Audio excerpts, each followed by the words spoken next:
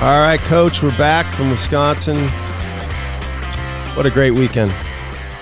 What a fantastic weekend. We're back. We're better than ever.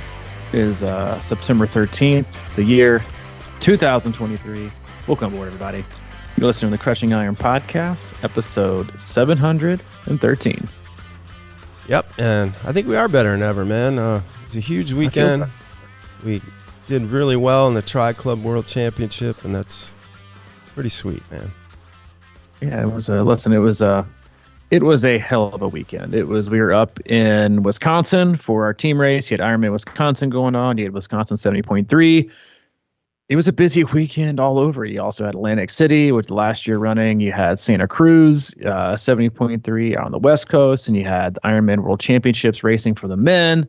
We had someone cross the English Channel on Thursday. I mean, it was full. It was full, as the kids call it. It was full send from basically the beginning of the week, and it was a jam-packed weekend. You got up to Madison on Wednesday. I got up there on Thursday. Tons of athletes racing. Got to meet a ton of listeners and people that appreciate the podcast and the team. Shake some hands, kiss some babies, give a few hugs, some high fives, and great to see. Really, I mean, just like a ton of people do really, really, really well. We'll talk about a lot of that today. But yeah, it was awesome weekend as always. It was Madison, Wisconsin does a great job as a host city. And I just got to say this. All right. If you can search and find and put a lot of effort into complaining about stuff, whether it's race swag, whether it's volunteers, whether it's cars on the course, whether it's this and this, I'm telling you, Madison, Wisconsin does it right. It is a fantastic host city. It is run well. It is on time. They do 2 races back to back, and they do them really, really, really well. Yes, is there always things to be improved on? Sure. But a lot of it is like you go in with these expectations of basically like getting served everything on a silver platter, and then you complain about it. Like, back 10, 15 years ago, we did most of the shit on our own. And, I think we just gotten, and the more complaints you see, I just kind of like, listen, this isn't what the sport is about. The sport is about self-discovery. It's about challenging yourself. It's about pushing yourself. It's not about getting, the white glove golden service from the time you get in the water. Yeah, you pay a lot of money, but you know what? You get a lot in return. And you get a great experience. And Madison delivered full on with a great weekend. Farmers market, perfect weather. Never seen so many people jumped up and jazzing for a 70.3 on the Helix. I mean, it's a special place. So if you got things to complain about it, keep that shit to yourselves and be appreciative. I hear you, man. As a guy who was on that course, man, they do it right. I mean, I'm going to start with the volunteers because it was unbelievable, man. Every aid station was just jammed with people. There was never a question. I mean, it's kind of like they're, they go to the restaurant and there's the waiter or waitress is too efficient. I mean, they were kind of all over you. It's kind of like when you got to, it's like, slow it down here. Yeah, take me 2 a minute. sips. You want to need a refill on that? Yeah, refill more. It was unbelievable. You're like, I just looked at my drink. I didn't even take a sip. Yeah, I mean, I know that there are a lot of people, because there's definitely a smaller number of people that do that race than it used to, but there had to be the same amount of volunteers. Whoever was organizing that just crushed it, because everywhere on that course it was loaded with volunteers. Loaded. Yeah, and I mean, the numbers were down on the full, but I'm going to tell you this right now, with the reduction of some of the normal full distance races and kind of a reshuffling of the North American calendar, I'm predicting almost 2,000 there next year. I think it's going to have a huge resurgence. You just talked to a lot of people who are like just jealous they weren't doing it and getting the vibe. It's a great town. It's a great city. You can see why Ironman keeps coming back. So yeah, it was an awesome weekend. We'll talk more about it as the show goes on. But it's your first time tuning in today, welcome. We appreciate you giving us your time. We know you have quite a lot of options in the triathlon podcast universe and just podcasts in general in terms of your Bibles. We appreciate you tuning in today. We cover it all. We do swim, bike, and run specific podcasts. We do race recaps and also a lot of race previews. But for the most part, Mike and I, as coaches, athletes, best friends, we just sit back, relax, having open, honest discussion about what we're going through in life, not just as human beings, but also as coaches and athletes ourselves. We also talk frequently about what our own athletes are going through. Mike and I work with a wide range of athletes all across the globe, from beginner level triathletes looking for their first 5K or sprint triathlon, all the way up through elite level amateurs trying to get back to world championships, and everyone in between, and from all over the globe. And we use the feedback loop we have with them and training peaks, emails, text messages, and like to drive the discussion of the day. We also utilize our Facebook group. You can search that, Crushing Iron Group. Answer one simple question. We'll let you right in. Awesome people, fantastic community, solid resource in a sport that is oftentimes way overcomplicated. That makes it confusing. It is a solid space to get actionable information, and frankly, have people tell you to calm the fuck down when you're getting a little bit too anxious about things that don't matter. It's that kind of spot. So we'll go in there about once a month, do a little bit of a Q&A, and take the pulse of the community, answer as many questions as we have. But that is it. No sponsors, no ads, one agenda, and that's to keep you happy and healthy in your endurance sports journey. You nailed it, man. I was reading along on the shirt, and it was pretty accurate. It's read along on the shirt. Yeah, I got a big thanks to Brad Komleski, is one of our athletes who also has the largest corn maze in the world last year. He came down with some special edition Crushing Iron coach shirts with the intro on the podcast printed on the back, which was legendary. So he's the man. He is the man. That was pretty good, man. It was pretty good. Yeah. So yeah, a lot to unpack. I mean, obviously you raced on Sunday. We had a ton of athletes racing. Listen, there's a lot of directions we could go today. Before we get into kind of the nuts and bolts of where we were and what we experienced and saw and observed and felt this weekend in Madison, with the race and the community and results. I do want to say I got up early on Sunday, 3:55. I didn't mean to, just got up to take a leak and then realized what time it was. And I was like, I'll just go ahead and turn on Nice, the Ironman World Championships. The men were in Nice competing. And I'm just going to tell you right now, I know everybody, wants to go to Kona, and it's always about Kona. And I'm telling you, if you watch the race, and I know people that were there and raced, world-class experience. World-class, challenging, fair course. And that's all you could ask for an Ironman World Championships. And do I think they got to go back to having the men and women in the same place? Yes. I don't care if you split it on 2 days. I don't care if you have it all in 1 day. I'm all for rotating the World Championships, but I think you have to do it all on 1 day or 2 days, and it's got to be in the same place. I think if you do a men and women's race in Nice on a Saturday, Sunday, or a Friday, Saturday, I think it's I think you have 5,000 people there easy. It was an unbelievable course. The bike just spit up people or chewed up people and spit them out. I mean, which is what you want, because Kona is a gigantic draft fest, and only one kind of athlete does well there. So if you really want a world-class world championship, which is what makes Sam Laidlow's performance all the better and all the more incredible, is that he was second in Kona last year and then came to Nice, totally different course. It was still hot. It was a non-wetsuit swim. Is an insanely hilly and challenging bike, a lot more difficult than Kona, and then went out there and ran, on a pancake flat course, 4 loops, and just destroyed everybody. It really was unreal to watch. And I think, again, like, if you're going to have a world championships, don't make the bike of draft fest. And that's what Kona is. It is for the dudes too, and for the females. Like, it's just, hang on, you don't have to pull, but there was none of that in Nice. And I watched the video. It really is an unbelievable, awesome location. So if you're one of those that, is poo-pooing the whole, it's got to be in Kona. No, it doesn't. But I do think that they have to have both the men and the women in the same spot in the same time. And obviously they're working around that, but I wanted to say my piece on that. We've talked about it. We started talking about 3 or 4 years ago about rotating the world championships. And I will say everybody that went there or knows something that I've talked to or knows someone that did it have all said it was an unbelievable experience and totally worthy of an Ironman World Championship event. So it's time to grow the sport. It's time to embrace new things. And I hope that they continue to do this, putting the men and the women in the same city, same event, whether it's the same day or not, put them in the same spot. Yeah, I didn't get a chance to see it, obviously. I'm going to try and get back and watch it, but sounded good. I agree. It was.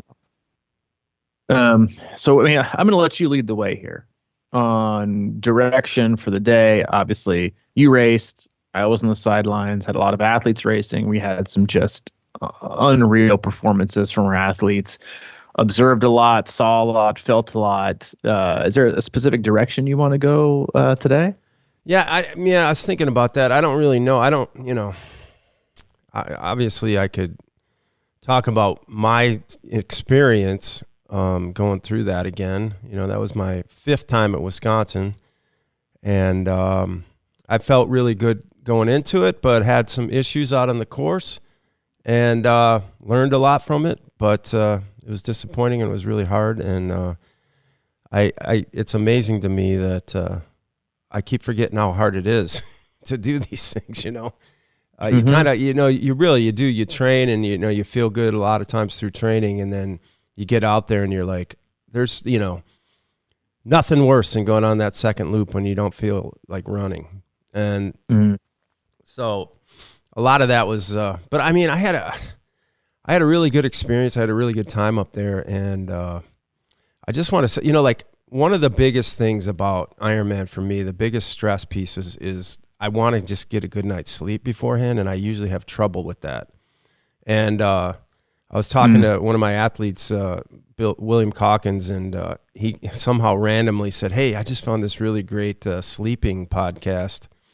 And this was on Friday, and I tried it out Friday night, and it put me right out. I'm like, okay, this is money. And it's this goofy fake baseball radio broadcast where they make up all the names, and it's actually called Northwoods Baseball Sleep Radio. And it's about like some fictitious baseball league in Wisconsin and Michigan or something. And it's just this beautifully monotone, broadcast of a baseball game where nobody does anything really. It's just like nobody scores. There's no excitement. It's just like pitch after pitch. And it put me out, and I actually had a really good sleep. And I was up at, 4:30 or 5, and I felt awesome. So my day started out good, and, it went to hell. It went to hell. I mean, to be fair, it did not go to hell. I mean, I thought you had a pretty exceptional swim. No, I felt, yeah. I mean, that swim was right where I'm at. I swam a lot in open water this summer, and I'm just like a 2-minute 100 guy, and that's exactly about what I did. And I felt really good about it. I came out of there, with springy legs, and I felt pretty energized. So going in the bike was great. I got on it, and I felt a little flat at first, but then things were moving. I had a good strat. I had talked to you about kind of pushing it and getting out over my skis a little bit on that bike. And I decided actually a couple of days before that I was not going to do that. I was going to kind of shoot for a solid time, maybe like I've done 6 hours or less 3 times out there, and I was going to go for like 6:15 or something like that, just to play it a little safe, because I haven't really done it recently, the 6-hour thing. So I thought, well, that's attainable, and I went out there with that in mind, and I was feeling really good until about mile 38 going down Garfoot, when I had a big blowout. And it was kind of scary, actually, because that's probably the fastest section of the course. And, I'm in a pack of people kind of coming around that last corner. And I had a flat, and long story short, I completely botched like a whole case of CO2s, I think.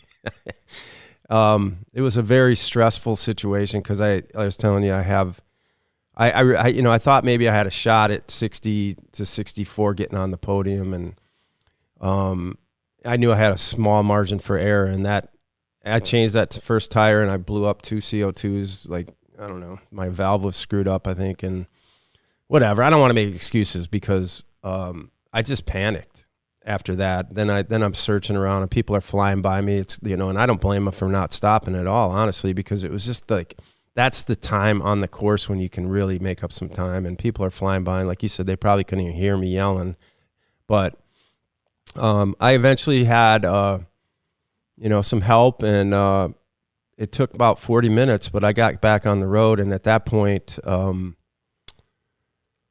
I had 2 decisions. I was going to either ride it, that's 40 minutes is a long time, man.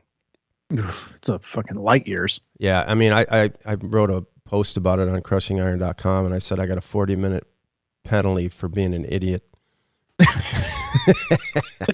So, I mean, so I got back on, and I'm like, okay, my goal at that point was like, all right, I'm going to just see if I can make up a little time, maybe like 15 to 20 of that 40 and take my chances on the run. But I did make up some time, but I still had 2 rounds with the 3 big hills, and the second time through, it just shredded me. And on the way back, any time I made up, I lost on that godforsaken stick, which is absolutely the worst thing. Going out now and back, I don't know why they changed it, but they changed the beginning of it, and it was tough, man. So I lost that time. Anytime I made up, but when I got off the bike, I was done.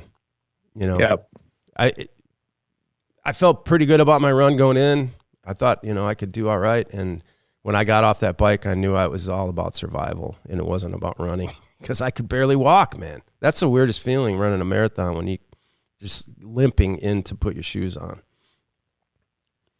Yeah, I mean that. There's your day obviously had its obstacles, and I think that's why it's so hard to have a really, really good day doing a full. I mean, I talked to this with a few athletes about doing this. So, and 70.3 is the same way, right? I mean, you can get away with a few mistakes, but you're not on course nearly as long, but you're also going faster, right? So it's got it's 7.3 the day before. But nutrition wise, it's kind of the same thing with 70.3. Like you can't get away with the slight, mishap. It's going to crush your run. And I'm just always reminded, even though like I've been doing this for 10 plus years, that it all comes down to the run, all of it. Mm-hmm. And it all comes down to the run, because the first half of the race is where all the things can go wrong, right? Everything gets blamed on the run. And we talk about a lot. I didn't run enough. I need to do more track workouts. I need to run longer, right? And do more long runs. But you talk about from the moment you get in the water, right? And things go wrong. And I do, I always have to, when I remember I was tracking people, and I saw I think it was like a 9.3 mile per hour split that you posted. After looking solid, because when you got out of the water, you looked good. Mm-hmm. You looked really good. Yeah, And I really did feel good. I was like, man, he's gonna have a day, I think. And I saw that, and I knew something happened. I knew you had a flat or something. But I also knew that you'd finish, just because that's the dude that you are, which I think is also like really, really, really hard. Like for, you got people that have, flats or wrecks or fighting the cutoff. Like you go through all these questions and about, should I finish? Can I not finish? And all at the same time, like, you're not, or it's gonna be such a long day. My goal's behind me, or am I gonna put this effort, through? And am I not even going to finish? Like the bargaining begins, right? As soon as the bargaining begins, it zaps you energy wise. Because I think it also puts you behind. It not just puts you behind energy wise, but again, I'd have to imagine when you're on the side of the road for 40 minutes, you're probably not taking in a ton of nutrition either. So you go probably, trying to fix your tires. You might take a sip or two here and there, but you're stressed, your heart rate's up, you're anxious, you're frustrated, and you're not taking any fluids and nutrition. So you get on the bike, and while you haven't been moving, you're still 40 minutes behind. That's a lot of time, and as soon as you get behind, your day isn't done, but your goals are finished, right? Because you can't catch up. And that's why, like, when it comes to, the run portion on the 70.3, but especially the full, is you go through so much beforehand. Again, the swim, get kicked in the face. You got people to swim around. People are, for most people, their anxiety is either wrapped around the swim or wrapped around the bike, right? They have open water anxiety. They're worried they're not going to make the cutoff. They're extending an enormous amount of energy. And I'm going to talk a lot about that today too at some point, but like the amount of time it takes people to get through the swim, and then how they start these bikes that are just, of course, like Wisconsin, it is as fair as they come. It is a grind from the get-go. The water was perfect, but it's a 2-loop swim, so you're going to have traffic. You got anxiety people there, you got stressed people there. You get on the bike course where it's just challenging. And then so you got people who have fear and anxiety about the swim, or they don't. And then it's about the bike, like bike handling. Am I going to wreck? Am I going to get a flat tire? I'm worried about the hills. Am I going to have the right gearing? Am I going to make the cutoff? By the time people get to the run, they are done. Yeah. They are done, which is, again, but then everyone will blame it on the run, right? But it's just an interesting, it's really fascinating. I think when you talk to people and you hear people speak about the way that they train, or you follow these Facebook groups and everyone puts up their workouts and stuff like that. I mean, how much effort people do in these like insane long runs to get them ready when they're probably not doing enough work to even get them to the start of the run in decent shape to even run the thing. It's all about the run. When getting to the run, and honestly, kind of dodging bullets, right? Minimizing mistakes, just kind of skating by. I mean, and as a coach, like as soon as athletes get off the bike, I'm like, all right, this day's over. Everybody's safe. Everybody's done. It's fine. But there's just so much that can go wrong, right? Like you get in a flat tire and not be able to change, or somebody get in a wreck, or you get a drafting penalty, or you have a moment in the water. Like there's just, once we get on the run, it's all about how long is it going to take me to finish, right? How long am I going to have to walk? Am I going to have to run? Am I going to have GI issues? Whatever. I'm probably going to make it, right? But there's just, especially for a course like Wisconsin, where again, the swim is a little more challenging, I think, than a lot of courses. The bike is significantly more challenging. It does not, you can't be mistake free, but you just have to do your best to minimize as many mistakes as possible. And if you can do that, you can get to the run, not having made a ton of mistakes, and get there feeling pretty good. But honestly, no matter what your run training was, you're probably going to have a significantly better day than the person who did these ridiculous 2.5, 3 hour long runs, but got beat up all to hell, chewed up, spit out 4 times. And then now they're hitting the run course and they're like, oh boy, how am I going to make it? All those runs you did were for nothing. Because they're all going to be slower and than race day. And so it's courses, a course like Wisconsin, which is why I think I love them so much, because they're so fair that there is, because even the run isn't easy. You got different kinds. I mean, I was reminded of that when, I usually will sit in my hotel room and obsessively track each day. But for the 70.3 and the full, I went out for about a little over an hour run each day to kind of clear my head, charge up the phone. And I ran parts of the Wisconsin Ironman course. And I just remember how kind of sneaky it is with some of the downhills, with some of the out and backs, the concrete, the asphalt. Then you run along the lake. You got that like soft kind of packed dirt sand, which is slow as hell. And you got back going observatory, and it is a very fair, sneaky, difficult course. And it just reminded me how like from the time you get in the water, maybe outside of the first loop of the swim, there is nowhere to hide. Nowhere. There are no freebies. None. There's no 40-mile straightaways where you got a tailwind. There's no easy downstream swim. There's no, because a lot of people know, well, it doesn't have those long climbs. Give me a long climb all day long, right? Like Placid, Coeur d'Alene, Tremblant, like they've got these, iconic long climbs. Then you got these long descents. It's easy to find a groove. You make one decision in one gear and you just work it. Working my way up the top. Probably the same gear, probably the same cadence. Here we go. Wisconsin, and we've talked about this a ton when it comes to just long distance racing anyway. The amount of decision making you have to make in a full, even on an easy course, is tremendous. But then you throw in a course, that's somewhat challenging, which, if I'm being honest, I think is a huge reason why a lot of athletes don't gravitate towards these races. Is you have to be like just as mentally and emotionally resilient as you are physically, and you have to be on it. You have to be on it. And if you go into these races even remotely undertrained in the swim, you come out of the water fatigued and tired. And guess what? Fatigued and tired people even from just the waist down, but mostly also from the chin up, you make poor decisions or you're late in making decisions. And you just get further, further, further, and further behind.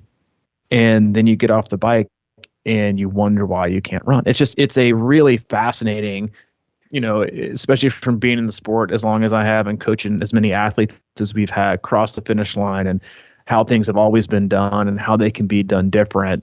It's really just, it's enlightening how different things are and how much you need to focus on certain things with certain courses to be able to have like a really, really good day. But then again, even if you train well and you feel great, you still got shit that can happen, right? Like even if you change your tire, do whatever, there's just so many things, you're losing bottles and there's just so much that can happen. You got to have it mentally in check. And I think that's just so incredibly underrated, is being mentally in check and going through something like you did and still getting back on and still going and still knowing that, oh my God, these next 5 hours are going to suck big time. Yeah. You choose to do it anyway. Do them anyway. So it's such an interesting, fascinating sport, which is never perfect, which is also why we keep coming back. Yeah. The decision making on that bike course, and especially when I put myself in that situation to be chasing like that. I mean, there's so many like moments out there that, there's so many different hills and turns and things like that where you can be in the wrong gear. And I definitely was a lot because I was trying to be more aggressive and it just kind of what do you say, body blows, like you're saying all the time. It just kept punching me. And eventually it was like, oh boy. But you're right. I mean, you get out there and I think that's probably because, after doing a lot of these and, it becomes like not, finishing isn't the issue and everything like that. And sort of like my whole, I guess, why out there was really confused. It's like, it's the last couple I've done have been sort of like this. And it becomes why. What are you doing? Because it is so hard. And anyway, so I think I am most proud of just kind of getting it done. I think and not completely imploding. And I mean, that was the whole thing about the run. It was about a 12-minute pace. And as a guy that's 60 and has done 10 of these, and to be able to pull off a 10 or 12-minute pace in that situation is something to be feel pretty good about. I think. Because it could easily 50 times turned into I'm just walking this in. And I just couldn't accept that. It was somebody posted in our Facebook group about the last podcast, regret or resilience. And I think that's sort of what my head was, is sort of, am I going to get through this? And, you always even have thoughts about, could I have run more? Because I think I could, you get into these mindsets where, I don't know if I was tired and I was maybe didn't have the strength, but there's certain times when you're running and you're like, man, this really hurts and this really sucks. But mentally, if I could have, that's the thing I kept looking for, is that mental switch that says, I know this sucks, but just keep right here and just keep going. But I kept throwing in 30-second walks here and there. And, it was a decision based on, if I don't do that, I was feeling okay to get that done at that pace. And do I try to, like I did on the bike, cut the time and then just completely implode? I don't know. It's a weird decision. And I guess I, in some ways, played it safe. But, I think you bring up a great topic, and I think it's one of the reasons, and we've touched on this a lot, as a coach, and we bring this up when we talk about most athletes, for doing the 70.3 or a full, at some point, most of the time they're just mentally, emotionally checked out. Mm-hmm. They're done. Right. And then, so you've got like you as a coach, you have to balance the emotional, mental stakes of burnout, right? Which make you not want to train. So you don't get fitness, but you're still a little bit more fresh, but then you go on the race day with no mental and emotional energy to be resilient, right? So you become soft. On the flip side, right, you have what most athletes do is they are so underconfident that they come in so overtrained. They have done so much that they might mentally and emotionally be there, but they pull the trigger and they're shooting blanks because there's nothing. They got nothing. They burn all their biscuits in training. And that both sides of those, I think, probably takes up 80 to 90% of people who toe the line for a full. They are burnt out on one and the other. So they aren't able to be resilient, right? And then you have, so you toe the line between, it's barely what is enough on both ends, right? And squeezing every last ounce of fitness and performance you can get out of an athlete, while at the same time making sure that is the right amount that also builds them up slowly, right? Mentally and emotionally to race, right? That gives them just enough hope and just enough confidence, right? But doesn't leave them totally trashed, right? And totally burnt out or leaves them underconfident. Because this was one of the words that stuck with me after this last weekend was the word belief. And how that's measured and how that can be actually weaponized on race day comes from your training. Because you have to have, I think Sebastian Kienle, and we've said this a ton, when he won the Ironman World Championships, he was coming off an injury and he almost didn't want to, the second time he won, he didn't even want to race. He almost gave up like the Tuesday or Wednesday beforehand. And he had this post-race quote where he said, if you go into an Ironman thinking you're perfectly trained and totally confident, you're overtrained. You've done too much. You have to have this kind of like healthy fear of the race, I think, in order to kind of do your best, because it means you've done enough and you can race well. You just don't know how well. And you still got the healthy respect versus doing too much where you've done the distances and all of them multiple times. You've done these, simulations and burnt your biscuits in training. And then and so you don't have the wherewithal to burn a match. They're all burnt. And you don't have the energy to push harder because you've already pushed. You pushed all year. You pushed the last 6 weeks. You can't push anymore. So even if you didn't want to walk, guess what? You're going to walk because you ran through those walks the last 6 weeks. You burned. Same goes for if you undertrained a ton, you don't have a huge margin for error. So while you can think that you can push and push and push and push, and on the forefront of your mind, you're like, yeah, I got this. I can do it. You still have that thought where it's like you kind of know that I can probably do it for a little bit. I just don't have it. And so there's this really fine line, and goes with, open marathons and 70.3s and fulls, because you're asking so much out of your body and you really are trying to squeeze every ounce out of it, where you have to kind of have this like very small overlap of the mental and emotional confidence and energy and built up reserve of resiliency, coupled with I did just enough to be just fit enough to do my best.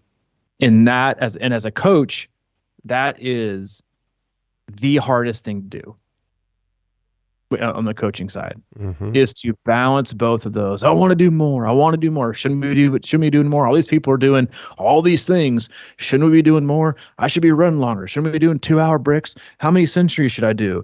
All these no, just it's hard, right? Because there's so much noise around you, which is why you see so many people fall into this trap of doing way too much and overtraining. And you're trying to keep up with the Joneses, and on race day, you keep up with them too, because you're probably, walking a huge majority of it, not racing your best. And it's a really fine line. It's a Monday through Sunday thing of that, just enough, and instilling the belief and having them trust you, that you can do this. You might not believe in you, but I believe in you. And as a coach, having the confidence to say, I'm not worried about your race. You're going to do great. And I think I joked to you on one of the breakfasts or in the lobby. It was like, leading up to this race, we had a ton of athletes like, hey, how you feeling? Like, I feel great. I'm like, don't tell me that. That makes me nervous, because there's always something that's going to go wrong. But it's a tapering and nailing a taper for a race where you're mentally hyped and pumped and and also just a little bit anxious and nervous because you know you can do well, but you haven't done so much. And again, I know I harp on it a lot, but so many people do way too much, and they do a lot of it not well. They bike too long, they're not getting a lot out of it. They run too long, they're destroying their body, and they're not getting any faster. And they show up to race day and they can't perform, and they wonder why. And I don't know when we got to the point to where doing so much, so often, all the time is the answer. And then people wondering why they can't push through or find another gear. You didn't create another gear in your training. Number two, you can't mentally push another gear because you force yourself to like go that deep in training to suffer through, and it's just a really, really hard spot, I think, to put an athlete in, to find them just kind of like, again, where those two sides kind of just barely overlap. But that's also when an athlete's going to really, really do well. Yeah, you make a really good point on the finding another gear. That's one of the things that I think is really the difference in how I've trained, is that I used to train, I train harder, like I said I had a small margin for error on this race, but I felt like I understood it enough and knew what I was doing to get it done. I mean, realistically, I didn't run a super long run, or I didn't get in a lot. I mean, I was doing 10, 12-mile runs or whatever, but I wasn't doing the harder, shorter, like, so everybody talks about speed, and I think there is something in there, to work that, because I don't have, we used to train a lot more. I mean, of course, I'm getting old and older, and I just don't do it enough, I don't think, because I didn't have any gears. I knew I could, going into this thing with a, long run of like 11 or 12 miles, it wasn't much different than how I would run that, so I knew I had that, and just that fine line, and, for me to make the difficult decision to actually hold back on the bike and just I had a really good strategy. I'd been out there riding the course, and I knew it very well, and I was going to take advantage of all the speed, and I wasn't going to hammer anything. And then it all blew up, of course. But when you get off and you got nothing, I mean, I guess my point is, it's so easy to forget that, your long run isn't going to be your Ironman run. Even if you're feeling very rare, I should say, unless you really manage that bike well and you're up to, speed on that and strong enough to get off the bike and be able to run. Because, I mean, it's just so weird to come out and think that, okay, I got a strategy on this run, and the first mile is, other than that little climb out of the helix, is down State Street, pretty flat. That should be a easy cruise mile. And then when you look at the, your pace, you're like, holy shit, that was the easiest mile in the course probably. And now how I can't move that needle. That's a really frustrating spot to be in. It's like you can't understand. And of course you think, well, I tried everything, of course, to loosen up and open up my legs, and I was trying to run hard. I was running slow and going back and forth, and nothing seemed to give me what I needed. So it was just that how much you got to hold on, and I don't know. I've always been amazed at watching Ironman, because it does turn into just a slaughter fest out there. And the first one I ever went to was like, I couldn't believe how many people walk, but it's like real. It's just like so real. And I don't know, man. It's one of these things where I wish, I kind of wish I had another opportunity soon, but I'm not gonna do it, because it's just so hard. You said there's so many things that can go wrong, and the reality of putting all those things together. I mean, I remember I was in the zone with what we had talked about beforehand, buoy to buoy, 5 mile to 5 mile, just, do that. And then I was planning to do aid station to aid station. That's kind of what I did, but, not at anywhere near what I would like to have. But I remember thinking in the swim, even is like you get out to that far corner buoy. It's about, I guess, about a third or 1,000 yards or something. And I remember thinking, holy shit, I'm only a quarter of the way done. It's a long ass swim, you know? And now I got to go do this. I mean, it's really a long day. And the minute you get out of that pocket with the taking digestible bites of that course, you can really get in a bad spot. And I think that's what happens, you know, when you get on the run, you just have to get in your own. I mean, I was out there just counting steps. I was doing anything just to get away from what was still ahead of me, just to escape what was still ahead. And that's like the craziest feeling. We went out for that second loop, and I could not, I have the course in my head. I know exactly where it is. I could not think of one place out there I wanted to be, but I had to go everywhere and get through it somehow. And again, you know, I used to finish usually in the daylight. And when, you know, you're coming down that back path and it's super dark out there, it just throws a whole nother element in the game. I mean, it's really difficult to run in the dark, literally, and you can't see the ground, you know? But there's something beautiful about it too, man. Just being able to push through that. It's just so difficult, and so many people have no idea how you can even do that. And I think that is the piece that everyone has to remember, that nobody does this. I mean, in the big scope of things. And to be able to do that, you have to wrap your head around what that means in your own life. And like, the possibilities are endless, and you're capable of way more than we think we are. I mean, you said it. I mean, and I think that is, you know, because I think a lot of people have a hard time looking and training. What are they doing? What are they not doing? How can I do more? How can I be faster on race day? And I think you summed up really well in that last sentence, is we're capable of a lot more than we think we are. And that also sums up exactly what I was trying to say when I say that you have to find this balance between mentally and emotionally fresh, blending in that line of physically fresh and ready to perform. Is you shouldn't know that I'm ready to do everything, right? Because it means you did too much, right? You did 17 centuries and 4 3-hour long runs, and you did some practice marathons and some, 2-hour brick runs. You burnt your biscuits, right? You overdid it. You overcooked it. But to have that, I know that I can do a lot more than I'm capable of. That's the place, that's the belief you have to have going into race day. Because you carry that belief, and a lot of times we don't learn it till we go through it, right? We go through it in a rough way. We were undertrained, we had a bad day. All kinds of things can happen, right? And then you find yourself in a really dark spot. It's also just when does that dark spot come?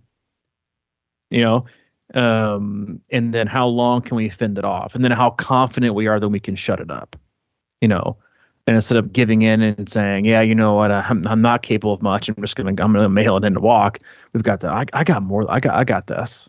I got this. And I think that's, again, that goes to how you shape your mentality from the day you start training. Are you going to train scared, like you can't do it? Or are you going to train with belief that if I do the right work and I prepare myself enough, that I will be ready come race day? And I just need to get to the start line happy and healthy and fit. And that's it. Not -1 and plus another, but even. I'm a happy athlete. I'm healthy, right? I'm ready to go, and I'm fit. I'm really, really fit, but I'm kind of happy and I'm not grumpy and I'm carrying a few niggles. Nope. Right? Mm-hmm. Take the person that's a little bit less fit, healthy and ready to go and charged, like really, really charged. And, that's one of the things that we've always done with athletes is, especially when we, the nature of the beast and the business is you always end up working with athletes that have probably worked with someone else, right? Or have created their own training plan or done their own thing or read some, book where you've got to do 900,000 miles by 3 months out, or you're not going to finish. And it's never, do we need to do more? Do we need to, it's never like, hey, I'm doing too much. Can we do a little bit less? We always get questions like, I think I should do more. I think we should do more. I think we need to do more. And I know this year, even I talked about this in my weekly email yesterday, I sent out to the athletes, was, after looking at things the last few years and trying to wrap my brain around that happy medium edge of also understanding that just like 70.3s for a lot of athletes, an Ironman is, if you're trying to develop athletes, the goal is still to make them stronger and faster. That's the goal. Always. Mm-hmm. Stronger and faster, not make them slower for a longer period of time. And that's what most Ironman athletes do, especially if they're self-coached, they're working on the plan. It's just you practice being slower for longer periods of time. You do these 3-hour, 2.5-hour runs, these 9-hour bike rides, practicing being the same speed and the same effort and getting the same result. And this year, I know that we changed things up a ton when it comes to preparation, how we laid out the training blocks, how, I even had a lot of athletes do less long runs than before and shorter, which I know gave them a tremendous amount of anxiety. And to be honest, it gave me a tremendous amount of anxiety as well as a coach, that I was blatantly nervous because this was kind of the first, real big race we've had since I kind of changed things up. And, I think, people like to hear or need to hear this kind of stuff, but we had 2 athletes. We had a male finish in the top 10 overall, snag a Kona slot on the podium. We had a female top 10 overall, knee slot on the podium. We had another girl who won her age group by an hour, took a knee slot. All 3 of them had top 10 overall marathon times. One of them had top 3 in a female and male category. Long runs for all 3. 2 hours. That's it. 2 hours. 2-hour long run. And we only did that twice. Did a lot of hour and a half, a lot of hour and 45, sometimes multiple times a week, but nothing over 2. And I just kind of, while you were talking, I looked back at the long runs, and one of them's last long run under fatigue was an average 9:34 pace of just 2 hours, so barely over 12 miles. But guess what? On race day, she ran 26.2 miles at an 8:54 pace, so faster. The other one was 7:36 pace for only like 14 miles. She ran 8:16s for a full marathon, and the other one was a 2-hour run for our male. He averaged on his last long run 7:26s for 15 miles. And on race day for 26 miles, he averaged 7:41 after swimming and biking. But again, a lot of hour and a half, a lot of hour and 45 runs. But the goal is to make athletes faster, and they get there fresh. Remember, one of the very first conversations I had with you, we only got to do it once. Mm-hmm. That's it. Just do it one time. Just do it once. All right. And I think taking that mentality and approach to the marathon and taking it to your training is of huge benefit. Right? Don't start trying to peak and build for a race 40 weeks out, because you feel like you have to do it every week. Just get there to get enough done to where you put in a block, and then I just got to do this one block right, and I'll be ready. And again, it's like, that's why I think the longer you see someone training for an event, the higher the likelihood is they're going to not fail, but maybe come up short in where they can perform, because everything gets stale. Training gets stale. Your body, doesn't adapt well because it's doing the same thing over and over again. Has to be fresh, has to be different. And then you have to have that feeling of, like you said, I can do a lot more than I think I can. And that's how you kind of weaponize belief, in my opinion. But you have to have the ability and the freshness to be able to act on it. Not grind your way through it, but act on it. And if you can be in that spot, you're fresh enough, you're fast enough, you've done all the right things. And again, the biggest thing is getting to where, getting to the run to where you have that belief, right? Like you getting off the bike, feeling like you didn't, like you obviously can feel you did something, right? Mostly probably in the crotch and the saddle area. You're like, I definitely set my bike for a while. But to get off the bike being like, I can do this one time. I got this. Instead of feeling totally like maybe did not a lot of long rides, but plenty of long rides, 4 rides a week. It used to be just 3, and swam a lot longer than the past, a lot of 5,000 yard plus swims, but it's so much easier on the body swimming and cycling. It's no impact. You can do a lot of it. And then you come off the bike feeling like you did nothing. You can rip off a fucking marathon. No problem. But you just got to put in the work and not destroy yourself along the way and then get off feeling like, I remember one of the athletes came around that she she went in the race, very first Ironman, 2 weeks out, going through tapering, a bunch of niggles, not sure if I can even run, not sure if I can even run the marathon, having a lot of self-doubts, how can I even do this? Which is, common, for all athletes of all experience levels. And I was just like, listen, you could do it tomorrow. I'm not worried about what you're going to do or how well you're going to do. I know you're going to do fine. You just got to relax and get it done. And, and I think, because it is like, I think it's really hard, which is why I think Ironman is so special and teaches us so much is, if you don't do all the distances and you really don't know that I can do it. Mm-hmm. So you kind of have this hope and belief. And remember, she came around, she was starting her second loop after running the first half. And I was like, you're doing awesome. She said, I'm killing it. And I was like, what a totally different person from 2 weeks ago, right? Like I'm not sure I can even finish. I don't even know if I can even do this, to swimming awesome, biking awesome, running the half marathon, leading your age group by an hour. And all of a sudden now she's like, I'm killing it. I'm like, who are you? With all this confidence, but that's what the sport can teach us, right? If we let it, right. And we go through the pains and the obstacles and it's just self-doubt is okay. Right. But you only have to answer the question once on race. You don't have to answer it in training. And I think way too many athletes chase quieting their self-doubt in training. And then they get to race day and they've done so much that they create even more self-doubt because they have another bad or mediocre result or don't see how they got the result they did with the amount of work that they put in. And it is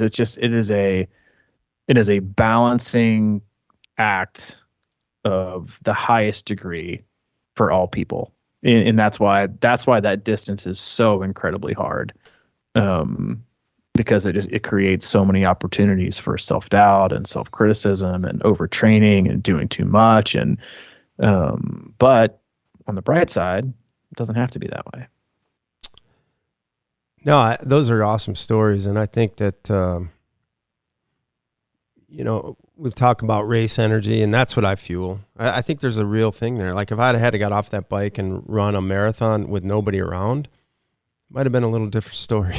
You know what I mean? Yeah. It's like, it really is something, you can be out running on the bike path on a training day and see people, and it just kind of lifts you. And I think there's a real thing about that. I think I can't quantify it, and I don't know how to do that, but I know it's there, and it's just that drives that energy and everything like that, and I keep thinking about what this means and what happened out there Sunday. And, I started back with you in 2013, and you kind of have this, it's just like this unbelievable, like you're doing these things that you can't believe that you've ever been able. You're so proud of it and so putting it out there. And now I kind of have that same feeling, but like I sort of shifted everything, because I'll talk to people who don't do this sport and try to explain them and everything like that. And I really felt a genuine shift in how I think about it, as in really it's just like that leading by example and just doing things. And,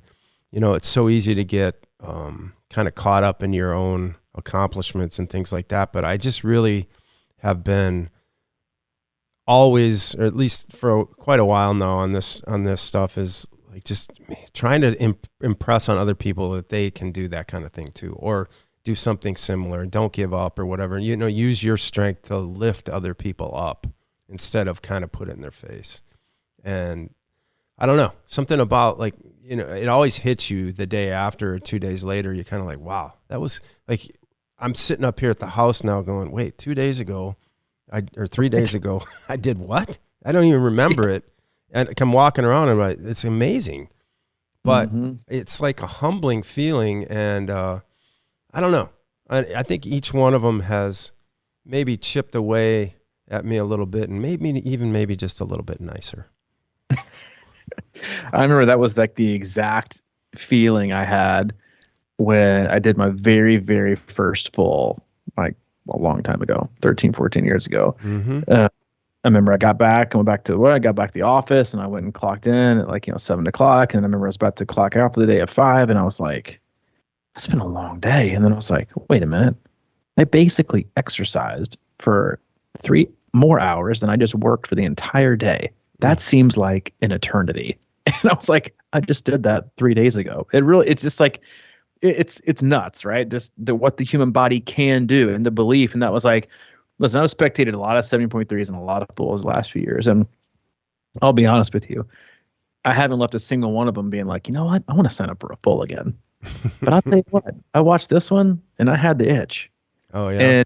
And I went to the finish line, which I haven't done a lot in the past. I try to see athletes before they get there, but it was just so awesome to see, because you get all these people, because I think just on a high level, people have just become so fucking entitled when it comes to what they expect and what they don't get, and then just complain about everything under the sun.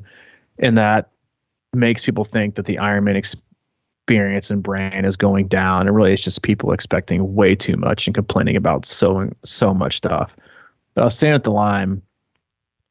the finish line for a while, and the amount, you talk about belief and instilling belief, and to showing people things showing other people things that are possible, that they think are impossible.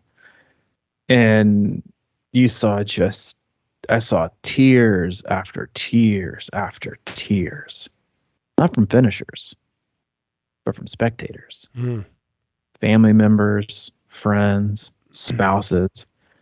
You could just see, it's just overwhelming, the amount, and waiting for people to come in off the bike to the finish line. I'll never forget when we spectated Louisville, I think it was, and that daughter was waiting on her mom to come in and had that sign. Yeah. And like, that is what the sport is about.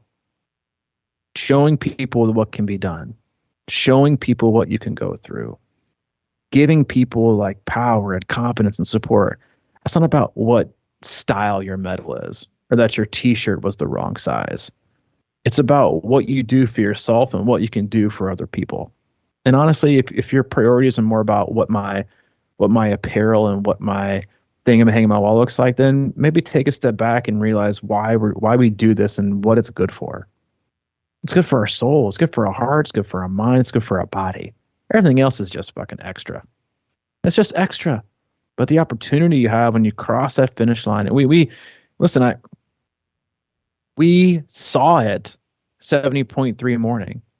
We ran into a couple of the kids from the University of Wisconsin Triathlon Club. 120 people in their club. The largest club in the school. Why? Because Ironman's in their town. They watch other people do it. They see it. They get to see people training for it. They get to visualize. They get to see people running, riding, swimming, what it does for them. And that's the impact it has on college kids. And because frankly, they got better shit to do. Right? That's not in their wheelhouse.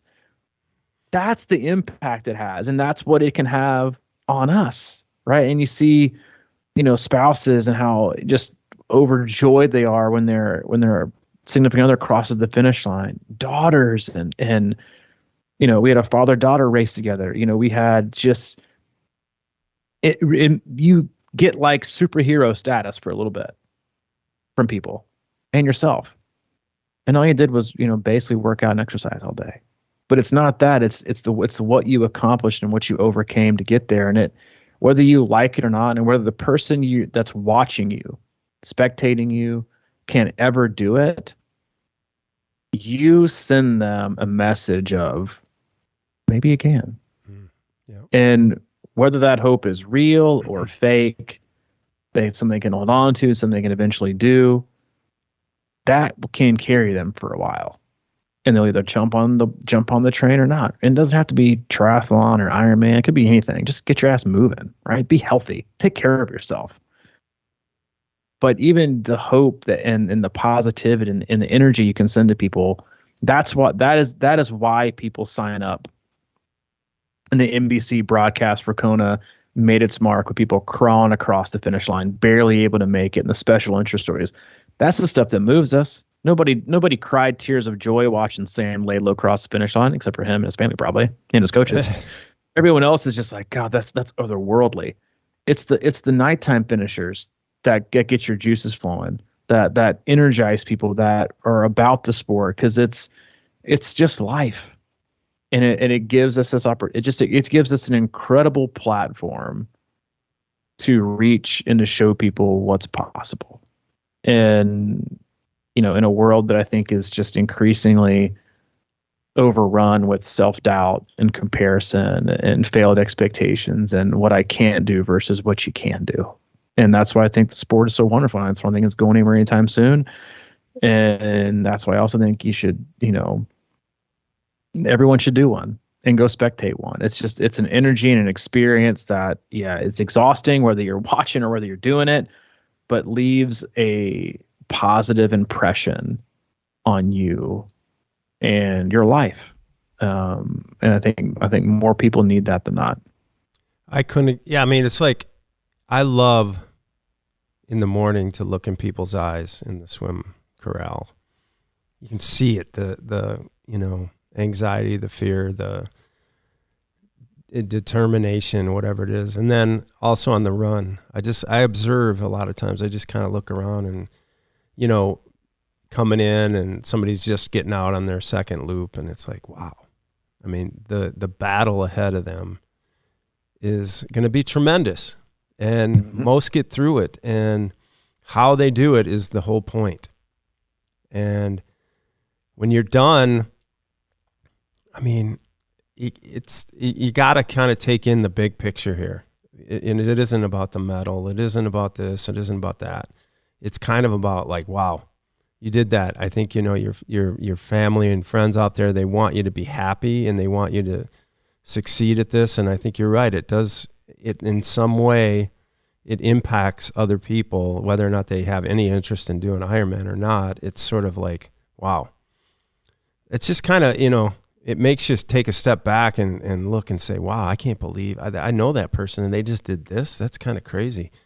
Right. But yeah, to get too wrapped up in the medals and the wall hangings and all that kind of stuff is really not the point. I think it's just about understanding your journey a little bit better and being okay with things and being happy that you're able to do it. Because if you put too much stock in that other stuff, it really just kind of snowballs, and you're never going to find that happy piece with the sport. Yeah, I love that. I think that's ultimately, what we have to remember, and that's why we keep coming back, right? Is it's not a total solution. It just helps us understand things better.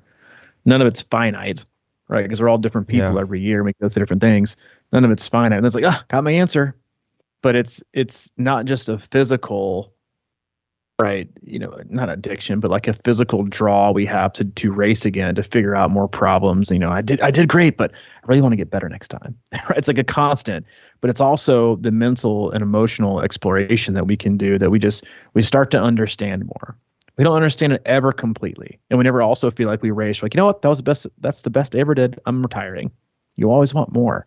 You want to understand yourself more, understand life more, understand what I can accomplish more, and then push myself more. And that's why again, it's such an addicting sport, that you never feel like you're done until you actually walk away, which is also why I think so many athletes have a hard time walking away, is because there's very few things in life that give you those opportunities in such a healthy way. And that's why it's wonderful. And so I know we hope to see you all next year. I'll do a quick little shout out to our campers. We put on our very first Wisconsin tri camp this year, and we have 3 people that came to camp, were on the podium for the first time, some world championship qualifiers, some first time finishers, and some massive course PRs. And we're going to do that camp again next year. Is for all levels, and I mean all levels. That was, I think, one of the things I said in our email too. Is like one of my favorite things about this team and the way that our camps are designed is we had our team had one of the first 10 finishers cross the finish line and one of the last 10. Mm-hmm.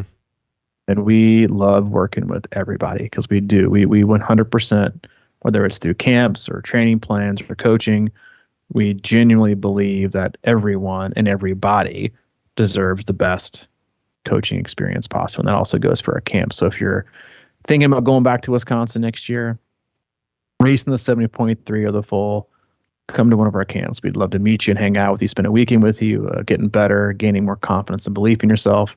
I think we're about 50% sold out for next year. But if you want more info on that, you can email c26operations@gmail.com, and she will get you synced up with registration for that. And as always, we love you guys. We appreciate you. I know I'll speak for myself. It was so awesome to see so many new faces and cheer on different people and see that, our podcast genuinely helps people, which is weird. I still think it is kind of weird. And it's weird to say thank you when people are like, your podcast, man, it's just so, what I want to say is, well, thank you, because it means so much to me too. It just sounds weird because it does. This podcast means a tremendous amount. I know to both you and I, and getting to connect for, 2 hours a week that we have been for so many years. We get just as much out of it, if not more than you guys. So that's why it's so great to get to see you all face to face, shake hands, give hugs, give high fives, cheer you on. It's just, it's a special time in a special race. Yeah. And one quick thing about, I